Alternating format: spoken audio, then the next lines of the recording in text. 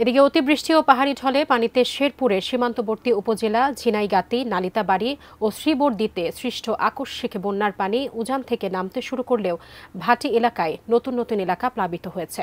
বিস্তারিত জানিয়েছেন প্রতিনিধি আব্দুর রহিম বাদল। অতিবর্ষণ এবং পাহাড়ি ঢলে শেরপুরের সীমান্তবর্তী নালিতাবাড়ি, ঝিনাইগাতি, শ্রীবরদী উপজেলায় সৃষ্ট বন্যা পানি উজান থেকে নেমে আসলেও ভাটি অঞ্চলে নতুন নতুন এলাকা প্লাবিত হচ্ছে। এদিকে উজান থেকে নেমে আসা পানির ঢলের কারণে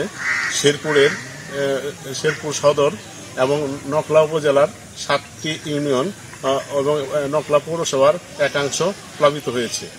এবারের বন্যা সবচেয়ে ভয়াবহ রূপ নিয়েছে।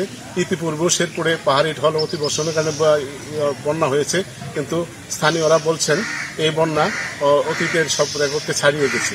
শিয়া বাটার ও ভিটামিন ই সমৃদ্ধ lily glam beauty soap. Lily, always beautiful.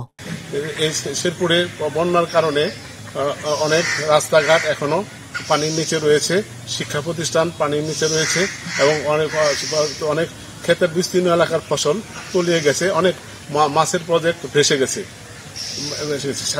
কৃষি বিভাগ জানিয়েছে শেরপুর জেলায় এবার 93,708 হেক্টর জমিতে রূপা আমনের চাষ হয়েছিল।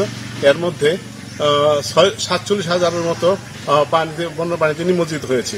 শেরপুরের জেলা প্রশাসক তরফদার মাহমুদুর রহমান জানিয়েছেন বেসরকারি সরকারি পর্যায়ে ত্রাণ তৎপরতা অব্যাহত রয়েছে এবং মানুষের স্বাস্থ্যসেবা নিশ্চিত করার জন্য বন্যা দুর্গত এলাকার 17টি মেডিকেল টিম কাজ করেছে এবং বন্যার্তদের সহযোগিতা করার জন্য সব ধরনের ব্যবস্থা গ্রহণ করা হয়েছে।